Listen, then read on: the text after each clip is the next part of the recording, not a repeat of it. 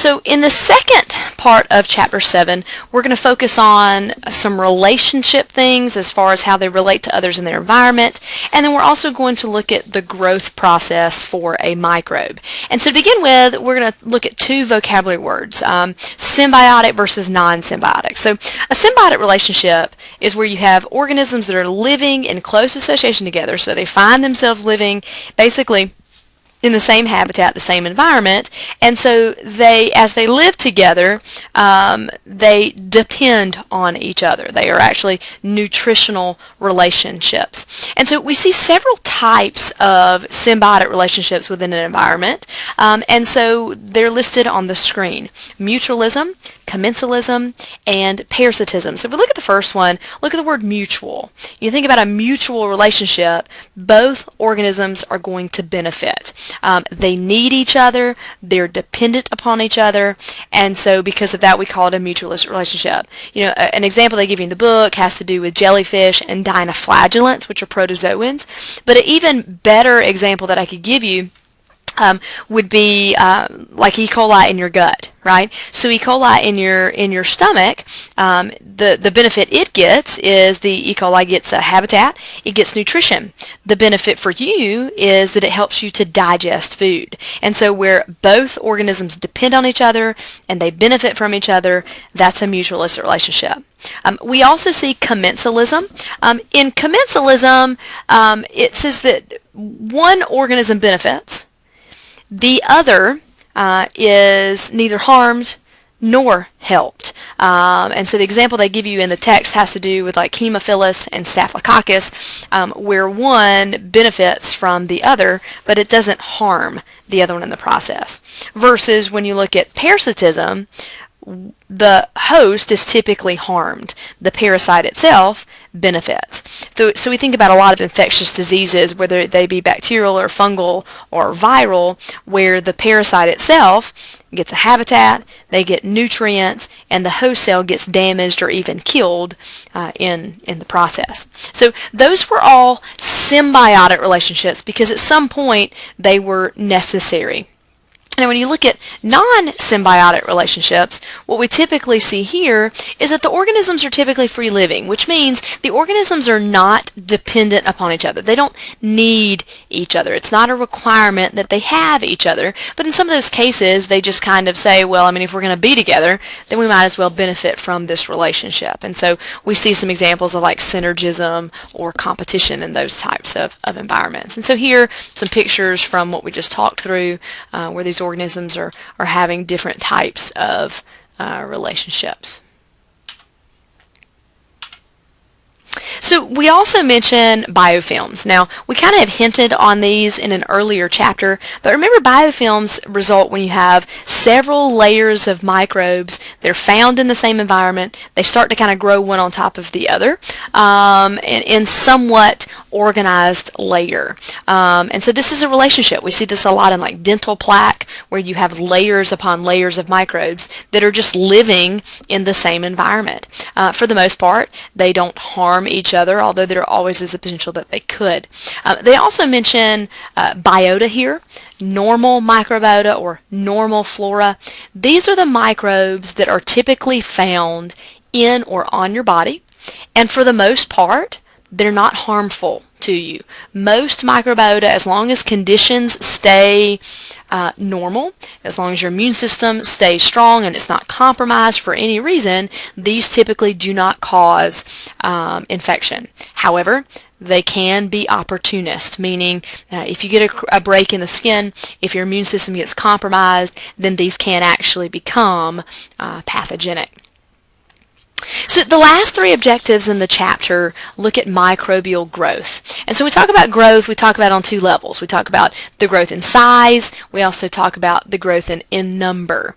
So for bacteria specifically, their growth requires what we call binary fission. And so in binary fission it's actually really simple because bacteria are very simple in structure. They typically just double in size and then they split in half. There's not a whole lot that goes into the process. So binary fission actually can happen at a really fast rate, where they're just doubling and splitting and doubling and splitting. You know, for eukaryotic cells, it's a little more complex because there's a nucleus involved, right? There are a lot of organelles involved, and so in order to make 2 cells from that, you've got to copy and replicate a lot more structures. And so binary fission for prokaryotes is actually a very simple, fast process.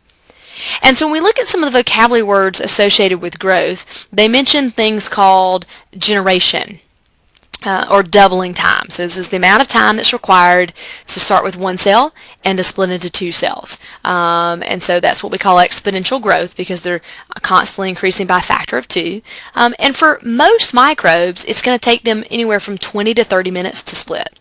Now, some of them it can be longer, but 20 to 30 minutes is the common generation or doubling time for most microbes. And so you can see within a matter of hours, what can start out as a few cells can end up being thousands of cells.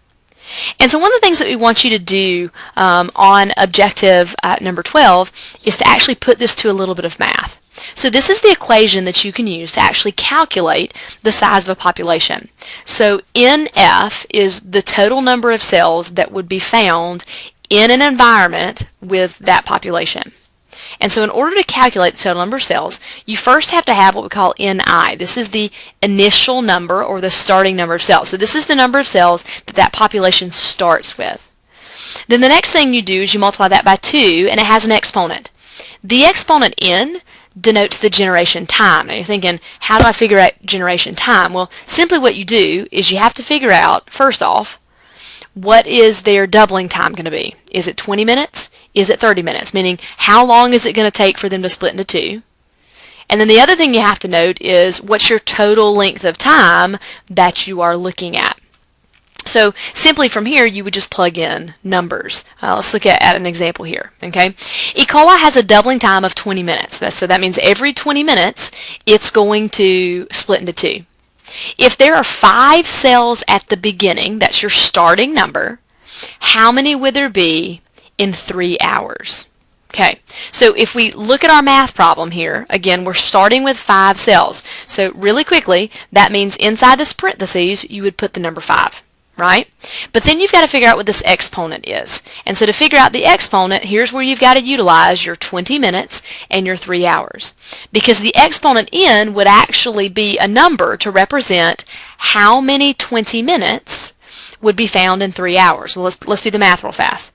It takes 20 minutes, 20 minutes, 20 minutes to make an hour, right? 20, 40, 60. So that's 3 of those in 1 hour, right? 20, 40, 60, that would make up 2 hours. 20, 40, 60, that would make up 3 hours. So basically, that means that it would actually divide or split 9 times within those 3 hours. So your exponent becomes 9. So you'd have 5 here with 2 to the 9th power. And so if we really quickly grab a calculator, I would always suggest changing the view to the scientific. Remember, order of operations says you have to do your exponent first, right? So we'd say 2, hit the exponent key to the 9th power, and then we're going to multiply that by 5. And so we end up with 2,560 cells. So what started out with 5 cells in a matter of 3 hours is now roughly 2,500 cells. Now, you will have to do a couple of these on your exam.